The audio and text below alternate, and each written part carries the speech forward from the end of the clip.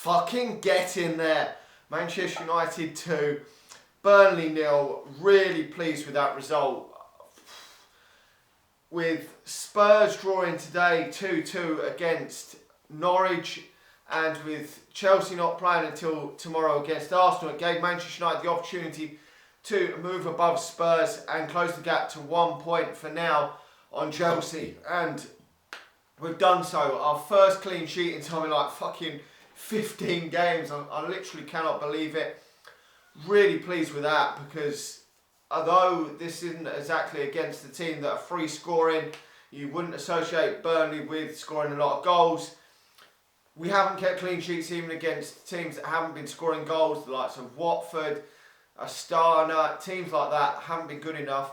We haven't been I can't remember many clean sheets we've had, to be honest. Colchester was one of the only ones I can remember, and AZ Almark, but in the league we haven't kept one in about 15 games. So we've got to get that clean sheets record up. If we're going to move up that table, which we gradually seem to be just about doing so, we've got to get the clean sheets up. 3 clean sheets all season, just not good enough, but that's a start. But the team sheet, I was baffled when I saw it. You know, the back four, I thought, what the fuck was going on?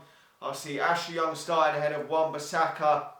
The rest of the back four, including goalkeeper, I was happy with. Luke Shaw doesn't deserve to start. No agenda against Luke Shaw. Overweight, not mobile enough, and has been downright fucking dog shit of late. So someone else deserved the chance, and Brandon Williams has been taking that chance when given the opportunity. It's just, I don't think Solskjaer has the fucking bollocks to give him a 10-15 game run like he doesn't with Greenwood, to be honest. And the midfield was absolutely atrocious. I don't know what the problem is in not playing Pogba. Is Pogba leaving in January? I don't know, but he should be playing Paul Pogba when he's here. I mean, he is the best midfield player we've got, and seeing the midfield that we put out today with Pereira as the more attacking outlet, and Fred and Matic in there is absolutely atrocious. I don't want to see a midfield like that. I really don't. But it is what it is, and we seem to have got the job done. I mean, the front three, obviously, I'd as soon as seen Greenwood, Marshall and Rashford. I think that worked better against Newcastle, but we've got the job done. Martial getting that first clinical finish, and he really does need to improve his goal tally massively. He should be hitting 25-30 goals a season. So that's just what he's expected to do, and he's done that today. And it's taken us a long while. David Hare saved us in the second half. It's taken us a long while to get that second goal to put the game to bed. The last kick of the game, and I thought, I was worried because the substitutions were late. And he did bring off Pereira and bring Lingard on, which a lot of people were against. And Luke Shaw then coming on for Martial. But that last substitution in injury time just wasn't coming, and I thought, you know, you might as well just make that final substitute just to kill the game off. And then Rashford scored to end the game, which is great to see Rashford again getting a goal, because Rashford has been in some fine form this season, and if he continues to score goals, Manchester United are going to move up. And if Martial, Greenwood continue to score goals, because that is a deadly trio of players there for Manchester United. And if Martial can up his goal tally in the second half of the season, Manchester United could be closer to the top four than we already are. I mean, we can't get much closer than being in the top four, so hopefully Manchester United can get into that top four at least. That's the bare minimum that Manchester United should be doing before the end of the season. But overall, you cannot be disappointed with that. 3 points, it's what Manchester United need. And you think we're so close to the top four at this moment. I know Chelsea and Tottenham have got problems as well, but we've got so many problems.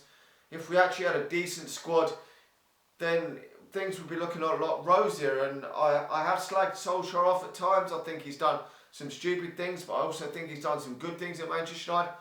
And of course he can still succeed at Manchester United. There's no reason why, I mean, there is reasons why he can and cannot succeed at Manchester United, but if he can bring in at least 2 quality midfielders, probably another defender and another attacker, and the next couple of transfer windows, Manchester United might not be as far away from the title as we think. You know, 2 or 3 world-class players could massively improve this team if we could get Paul Pogba back playing at his best.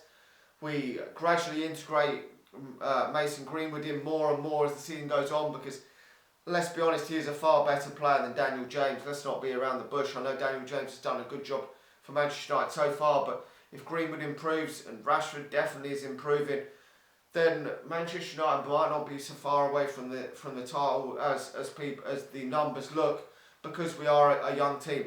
2 or 3 world class signings could really alter this team. They really could, and certainly in midfield, if we could get them 2 or 3, probably 2 world class midfielders in midfield.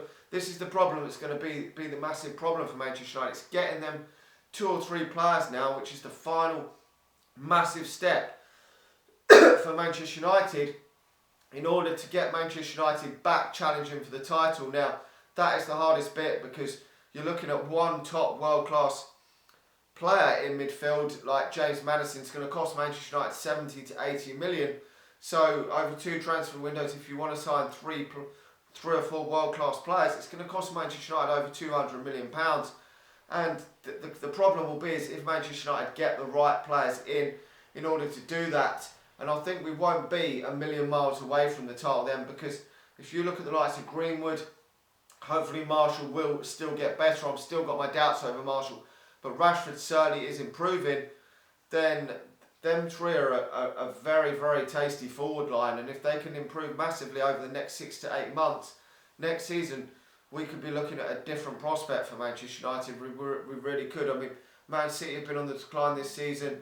A number of other teams these last couple of years have been on the decline, and it's only Liverpool really that have taken that huge goal step, along with maybe Leicester this season. I mean, Liverpool have been outstanding this season, which pains me to say. But if Liverpool do over the next season or 2 drop off, Manchester United could be there to pounce. You know, you never know. We will have to wait and see. But this result is massive for Manchester United, because not winning this game would have really put Manchester United on the back burner for that top 4. And if Manchester United could get in that Champions League place or win a trophy this season, with the midfield that we've got at our disposal and still issues at the back, I think that would be not a bad season for this team. For Manchester United as a whole, just getting in the top 4 and winning a League Cup or a Europa League isn't good enough for Manchester United. I'm the first one to admit that, but with this team that we've got out there, the team, it would be a good achievement, I think, because I don't think this team's quite good enough to finish in the top 4, but if it does finish in the top 4, it will be a massive achievement. Anyway, let me know your thoughts on the game. Like the video, subscribe to the channel if you're new, and I'll talk to you all again soon. See ya.